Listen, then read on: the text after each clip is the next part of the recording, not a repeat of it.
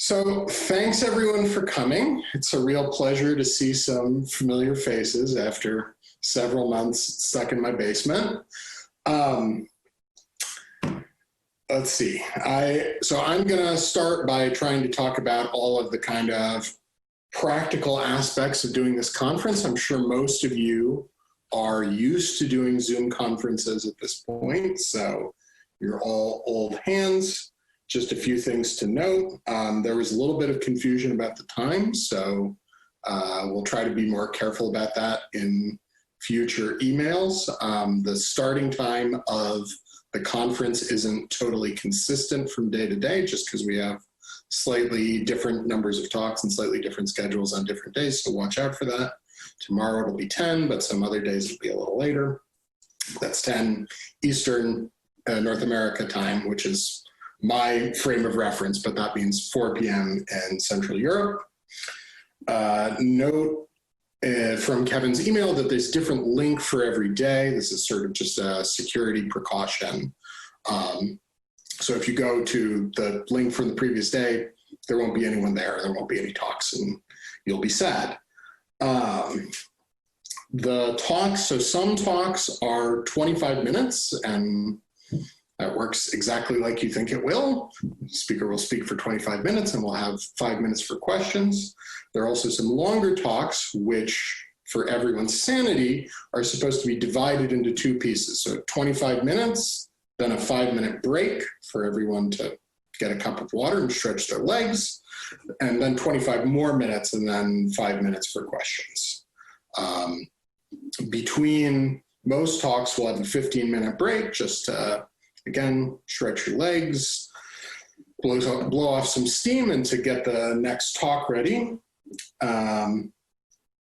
There's a 1-hour break, which is from 1 to 2 p.m. Eastern US time. So that's 7 to 8 p.m. Central European time for lunch, dinner, whatever meal you eat at that time, breakfast if you're on the West Coast of the US.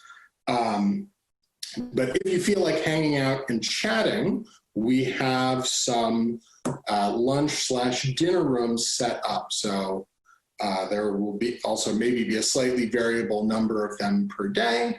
They'll be announced in the emails that are sent out daily, and they'll be hosted by organizers, speakers, and the poster presenters, which I'll mention in a moment.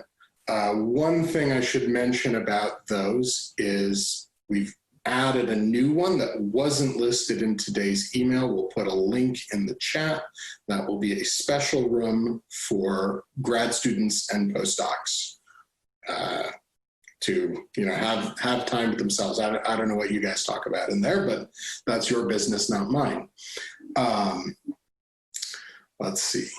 So the other thing I should mention, we have some pre-recorded poster presentations. Those are on the Perimeter Institute website. There's a link in the email you were sent, but maybe I'll put one up in a moment. You have to click on the tab that says posters.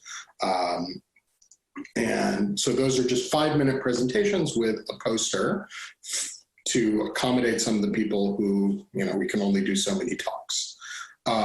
But there will also, some of the lunch tables, especially on Tuesday and Wednesday, will be hosted by the poster presenters. So you can talk to them if you have any questions about their posters, or if you just like the cut of their jib. Let's see, what else? So you'll note that you all are muted. Sorry, we love to hear your voices, but at the moment, I think there are about 100 people on the call. 98. It's pretty easy for one person to unmute themselves, and then you hear somebody's cello practice or whatever, and we just don't want that going on. So you all are muted by default, but of course we can unmute you. So if you want to ask a question, you can either just type the question in the chat, and maybe someone will answer it in the chat, or maybe one of us will read it and say, oh, that's a really good question. I should ask the speaker that, and break in and interrupt the speaker, because we don't want the speaker to have to pay attention to the chat. Or you can raise your hand. So there's a raise hand feature in Zoom. Your name will jump up to the top of the list. We will notice you have your hand up, and we can unmute you, and then you can ask your question by voice. I think that's everything on my list. Fellow organizers, was there anything I missed? Participants, do you have any questions? Remember, you can use the chat. Or you can test out the raised hand feature. Or you can, yeah, you can figure out where the raise hand feature is. So if you just want to test that out, I won't blame you. Oh, okay. So Bernard, did you have a question? Or were you just testing out raise hand? I just wanted to check it out. Okay, great.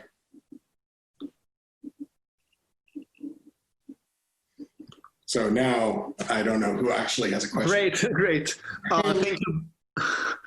Thanks, Ben. I'm going to take over and say a couple of words. As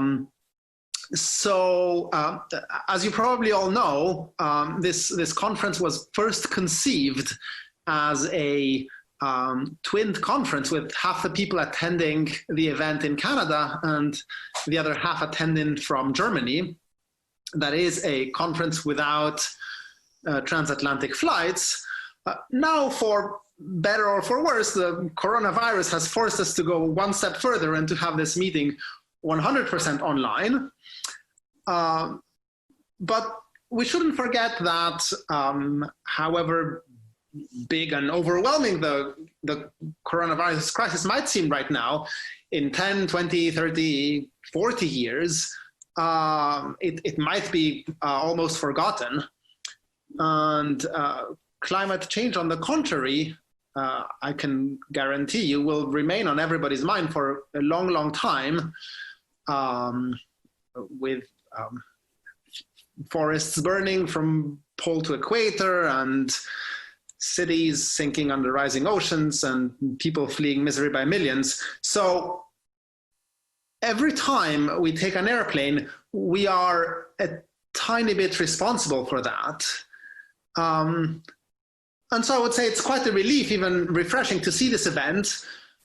And not just this one, but many, many conferences around the world that are now currently going online, exhibiting the possibility and even the very many advantages of this new format. So I would say let us just hope that this conference is a great success and that it shows by example how one can run conferences in a way that is more profitable for everyone and also more responsible. And in these words, I would like to pass the microphone to Kevin McGurty, if he's here. Is he? Maybe not. Can you hear me? Oh, yes. So I think I'm unmuted now. Yes, I'd just like to say a brief word. I think maybe many of you, the participants knew my colleague and collaborator, Tom Nevins, who passed away at the beginning of this year. And I'd just like to mention to participants that his wife, Stephanie, is trying to collect, I think she's going to call it the Book of Tom for her two children, with just anecdotes of Tom's activities and life.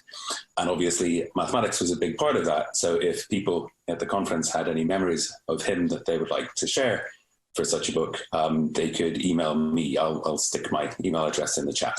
But in lieu of having a moment of silence, which is a little bit surreal perhaps in a Zoom conference, I thought just mentioning this to people might be a nice way of helping commemorate him.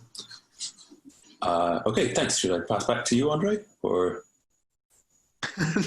yeah, I think we are just a tiny bit early as far as our the amount of time that we used in order to convey all the information. So we have 15 minutes until the beginning of our first speaker. If there's any they always do tell me I talk too fast. We all talk too fast. We're all a bit nervous. Oh, well, what you can do.